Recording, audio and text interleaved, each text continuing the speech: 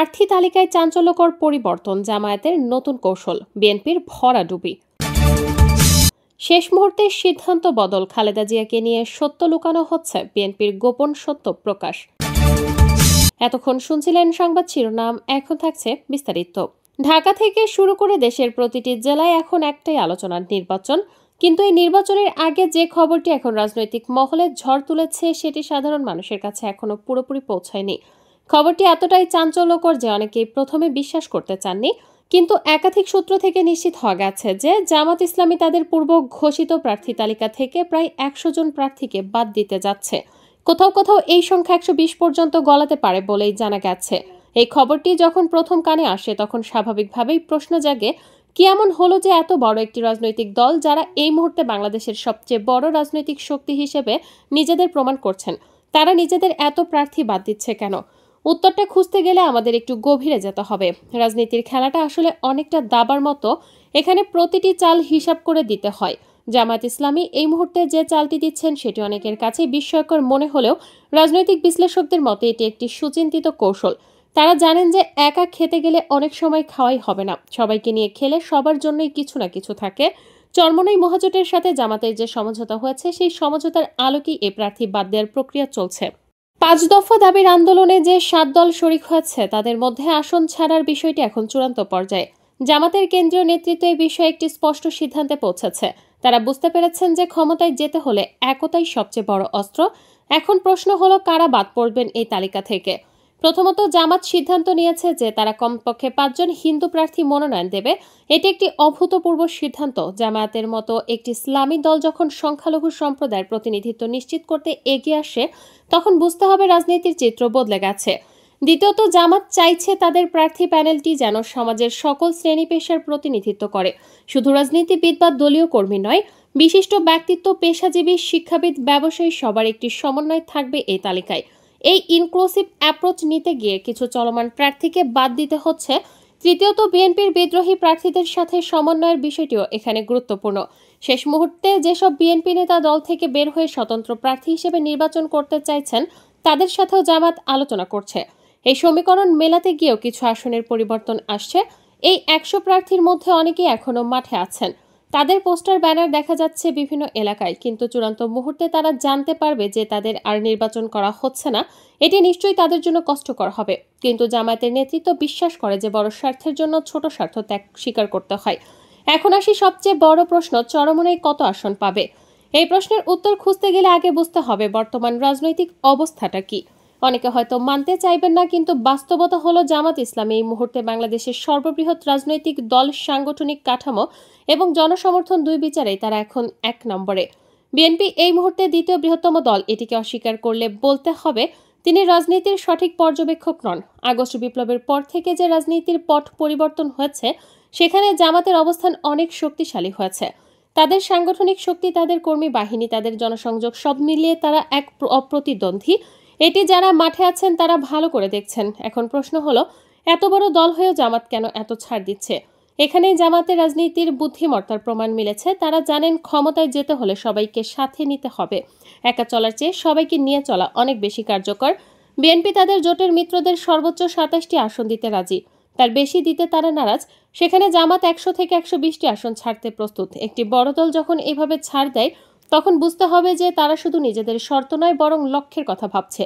সেই লক্ষ্য হলো ইসলামপন্থীদের ক্ষমতায় নেয়া।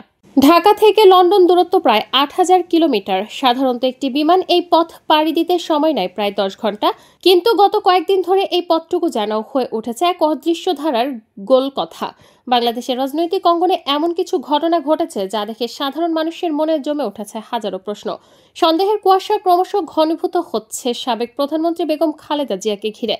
তার শারীরিক অবস্থা, লন্ডন যাত্রা, তার পুত্রবধূর আকস্মিক আগমন এবং সর্বোপরি পুরো পরিস্থিতির আশেপাশে যে রহস্যময়তা তৈরি করেছে তা নিয়ে এখন সোশ্যাল মিডিয়া থেকে শুরু করে রাজপথ পর্যন্ত সর্বত্র চলছে তুমুল আলোচনা। এই উত্তপ্ত পরিস্থিতিতে প্রবাসী চিকিৎসক ও ডাক্তার পিনাকি ভট্টাচার্য তার সামাজিক যোগাযোগ মাধ্যমে এমন কিছু তথ্য ও পর্যবেক্ষণ তুলে ধরেছেন যা রীতিমতো বিস্ফোরক। তার এই বক্তব্যের পুরো বিষয়টিকে অন্য এক মাত্রায় নিয়ে গেছে। তিনি সরাসরি অভিযোগ করেছেন যে বিএনপি তাদের মৃত্যু পথযাত্রী নেত্রীকে নিয়ে এক ধরনের রাজনৈতিক নাটক মঞ্চ তৈরি করেছেন। এই অভিযোগ সত্য না মিথ্যা সেটা যাচাই করার আগে পুরো পরিস্থিতি একটু বুঝে নেওয়া যাক। গত কিছুদিন ধরে এভারকেয়ার হাসপাতালের সিসিইউতে চিকিৎসাধীন আছেন সাবেক প্রধানমন্ত্রী বেগম খালেদা জিয়া। তার শারীরিক অবস্থা অত্যন্ত সংকটপূর্ণ বলেই জানিয়ে আসছে চিকিৎসকরা। কোনো ওষুধও তার শরীরে সাড়া দিচ্ছে না। এমন পরিস্থিতিতে সিদ্ধান্ত নেওয়া হচ্ছে তাকে লন্ডনে নিয়ে যাওয়ার। কিন্তু হঠাৎ করে সব থমকে গেল। কেন থমকে গেল সেই উত্তর খুঁজতে গিয়ে বেরিয়ে আসছে এক অপ্রত্যাশিত কাহিনী। ডাক্তার পিনাকি ভট্টাচার্য তার ফেসবুক পোস্টে যা লিখেছেন তা পড়লে যে কারো চোখ কপালে উঠবে।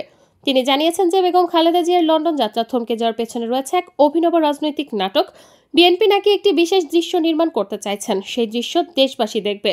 মৃত্যু পথযাত্রী খালেদা জিয়ার শিওরে মলিন বদলে দাঁড়িয়ে আছেন তার পুত্রবধূ ডক্টর জোবাইদা রহমান। এই একটিমাত্র ছবি তোলার জন্যই নাকি পুরো লন্ডন যাত্রা পিছিয়ে দেওয়া হয়েছে।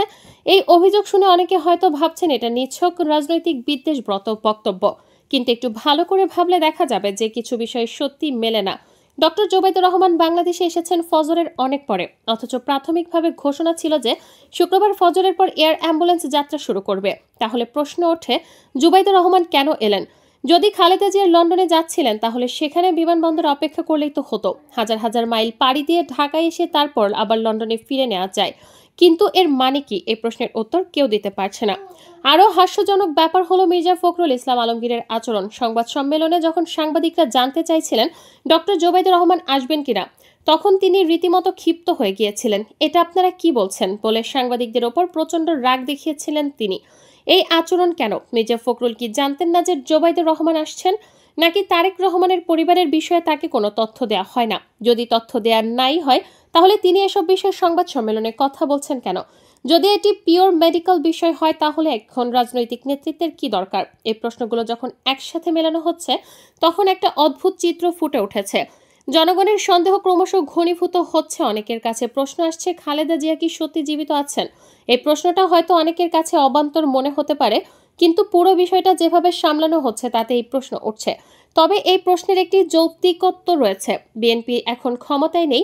একজন মৃত মানুষকে জীবিত হিসেবে চালিয়ে দেওয়া ক্ষমতাসীনদের পক্ষে সম্ভব হলেও বিরোধী দলের পক্ষে এটা প্রায় অসম্ভব। এখানে বিদেশি ডাক্তার আছেন, বিদেশি হাসপাতাল জড়িত রয়েছেন। এত বড় একটি মিথ্যা গোপন রাখা বিএনপির পক্ষে সম্ভব নয়। তাই খালেদা জিয়া জীবিত আছেন এটা মেনে নেওয়া যায়, তবে অত্যন্ত সংকটপূর্ণ অবস্থায়। কিন্তু তাহলে প্রশ্ন হচ্ছে, লন্ডনে কেন নিয়ে যাওয়া হচ্ছে? এই প্রশ্নের উত্তর খুঁজতে গেলে আমাদের একটু মেডিকেল সায়েন্সের দিকে তাকাতে হবে। ডক্টর পিনাকি ভট্টাচার্য একজন চিকিৎসক। তার পর্যবেক্ষণ অনুযায়ী খালেদা জিয়ার বর্তমান শারীরিক অবস্থা রিকভারি কোনো সম্ভাবনা নেই। কোনো ওষুধও তার শরীরে কাজ করছে না। এমন পরিস্থিতিতে যা করা যায় তাকে চিকিৎসা বিজ্ঞানের ভাষায় বলে পেলিয়েটিভ কেয়ার, অর্থাৎ রোগীর শেষ সময়টা যেন কম কষ্টে কাটে সেই ব্যবস্থা করা। এর বাইরে শুধু দোয়া করা ছাড়া আর কিছু করার নেই।